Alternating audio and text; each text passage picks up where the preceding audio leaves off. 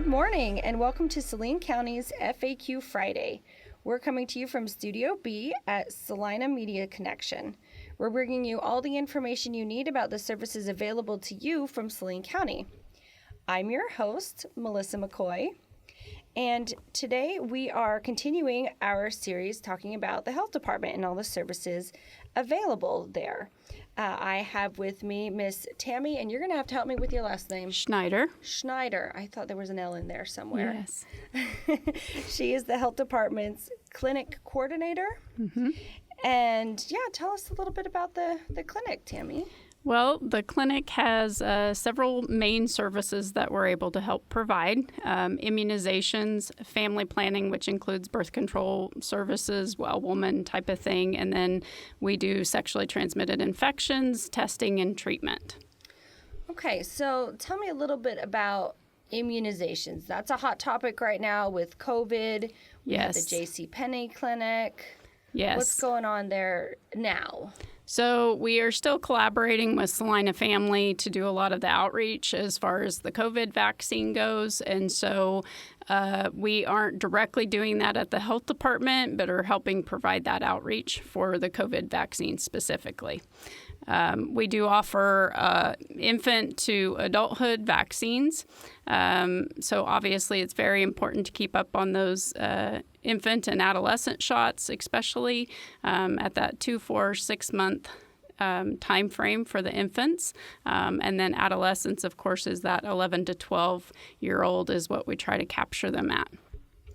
We also do the adults and also offer foreign travel vaccines, which is pretty unique because that is not offered everywhere.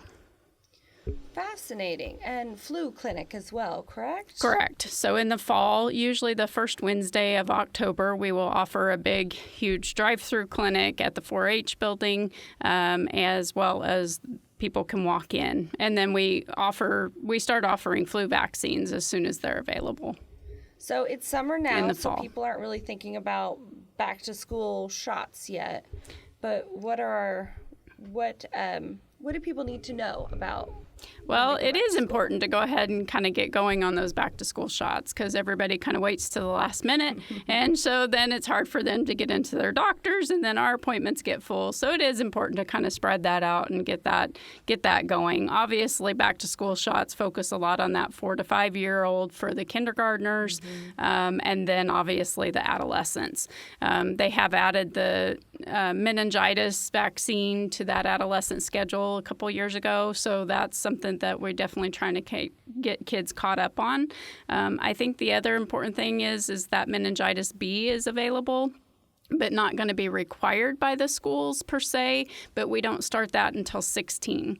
So sometimes for that 11 to 12-year-old, they're having to come in for their shots because it's required, but that 16-year-old might not necessarily have to come in, but it is an important shot to get in addition to that second regular meningitis vaccine to help protect them. Yeah, there's a lot of discussion going on about immunizations right now. Yes. Especially surrounding the COVID vaccine. What are we seeing moving forward with the COVID vaccine?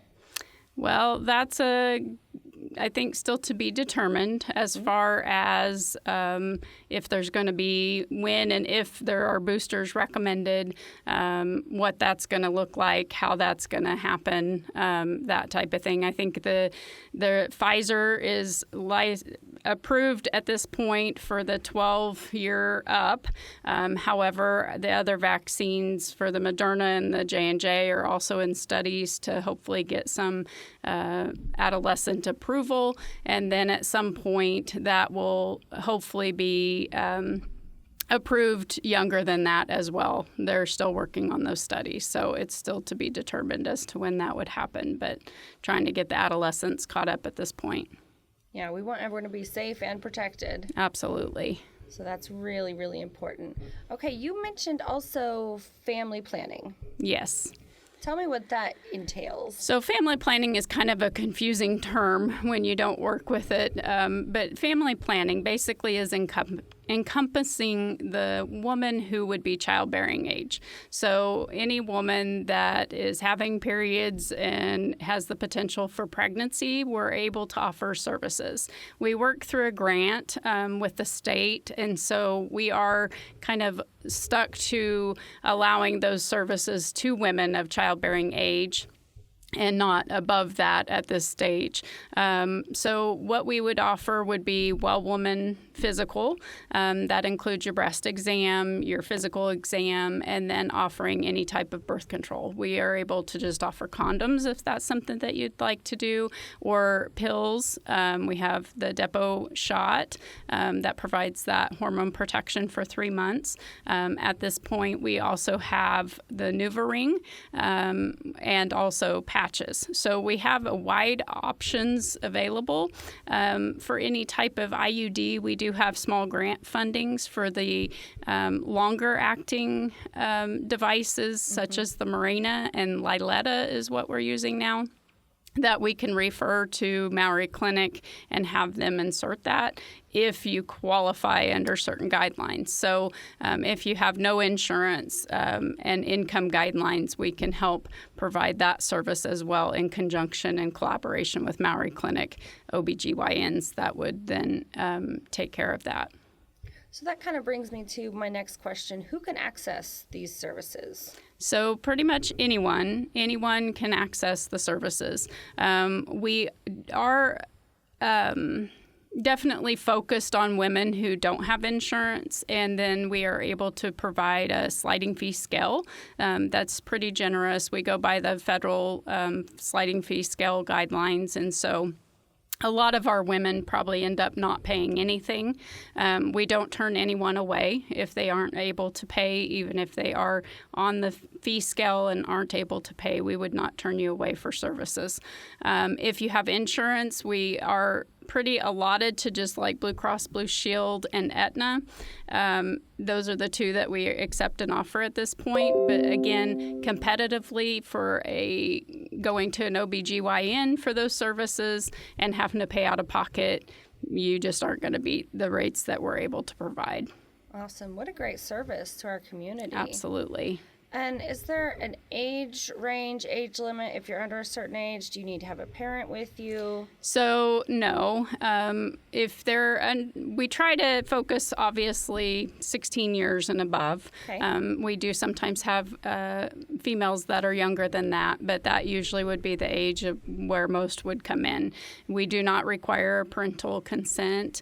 A lot of young women will rather come with a friend, or they may come with a support system in their family, or they may come with their mother or father or someone else to just be a support for them. But we don't require them to have anyone with them, and they're able to consent for themselves. So you're there to support her in wherever she is in her walk of life. Absolutely. And providing the education, the support to kind of understand what's going on and what's recommended, and just to hopefully better educate them and encourage, obviously, abstinence as well. But when that isn't a possibility, then we're able to help provide some of those other services to help prevent pregnancies that may be unwanted. Right. So you have to operate within the realm of reality. Yes. And their current situation. Correct. That's wonderful. And speaking of operating within the realm of reality, you had mentioned sexually transmitted infections. Yes. So we do sexually transmitted infection testing as well as treatment. We will test for pretty much all sexually transmitted diseases: gonorrhea, chlamydia, HIV, hepatitis B, syphilis. If someone has a history of IV needle sharing or drug use or something in that regards, then we will also test for hepatitis C. We can only test for herpes by culture, which means we would swab the lesion that would pop up. We aren't able to do the blood testing for that, but we pretty much can encompass all sexually transmitted infections in the testing. So I know when it comes to STIs, there's a lot of stigma around that. There's some shame that some people carry with them. Correct. How do you deal with that? Because I imagine it can be difficult to come forward and say, hey, Correct. I've got something going on. So the staff is usually pretty used to talking to people on a daily basis, hearing all kinds of stories and information, and everything is absolutely, completely confidential. We wouldn't want anyone feeling ashamed or embarrassed to come in and get tested. It is one of those things that can be very difficult, but I feel like all of the staff, all of us nurses, we're really careful about trying to make you feel comfortable and not absolutely not sharing that information outside that room when it's your personal information, and that's absolutely confidential. So nobody's going to be shocked by anyone who comes in and says that they have some sort of STI or they've been sharing needles? No. How do you deal with the needle sharing the drug population? A lot of that would be just trying to kind of maybe make sure that they're getting into services if they need services, and referring. We're not able to do much directly beyond the testing and capabilities there, but we can try to refer to the resources such as Central Kansas Foundation or those resources that can reach out and get them help if needed. Okay. And the age range for the STI testing, is that kind of the same as what Yes, you pretty much. about? Mm-hmm. Anybody from any age can come in. And say, hey, I've got a problem. Maybe I don't have a support system, or I'm Correct. running a alternate support system than what might be the norm. Correct. With sexually transmitted infections, because we aren't directly grant funded for that, we do charge like a small office visit of $30 and usually just $10 to do the testing.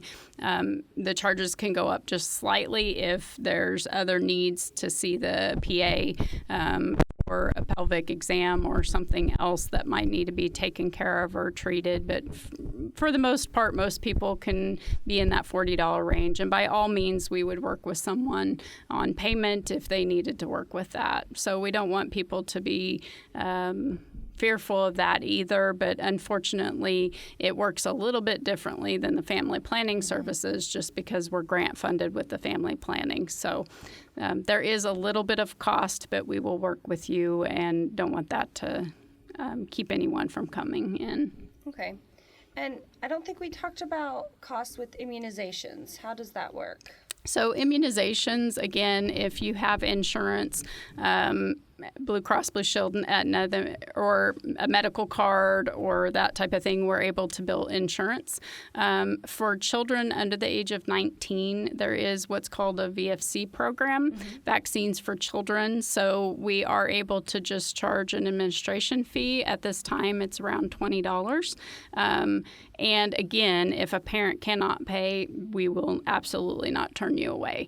I think that's one of the things I want to emphasize, because sometimes people will have insurance for their kids, they'll lose the insurance, and then children get behind on immunizations because the parent fears that they're going to have to pay something. And that's what we are able to help provide for the community to help step in.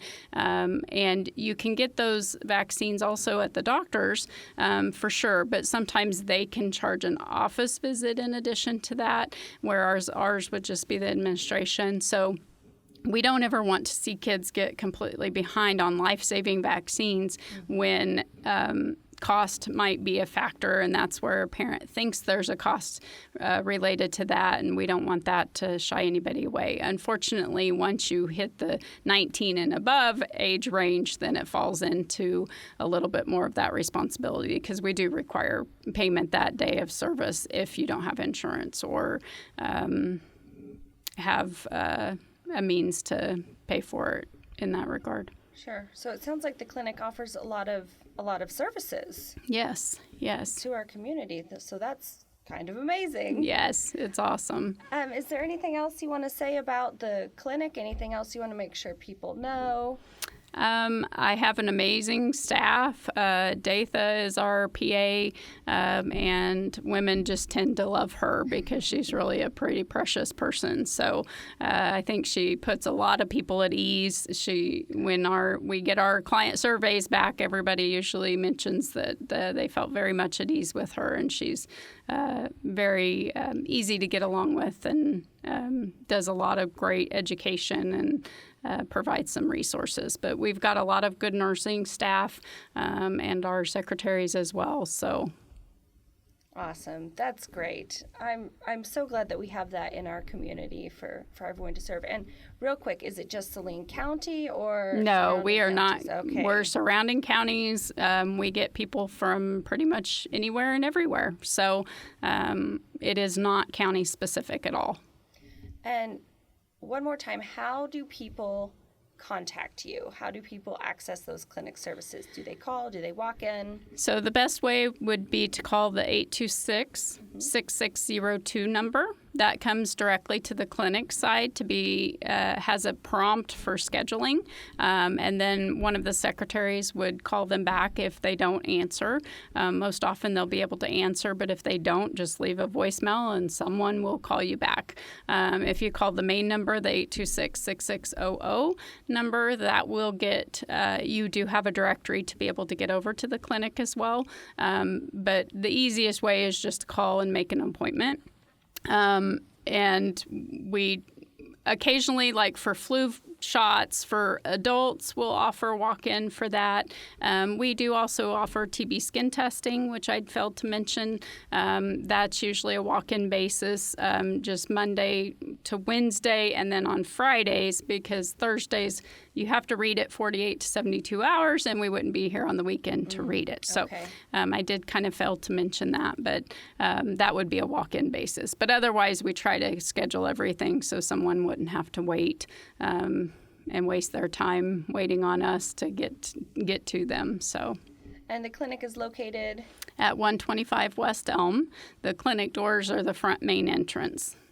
Awesome. Well, Tammie, thank you very much, our Saline County Health Department Clinic Coordinator.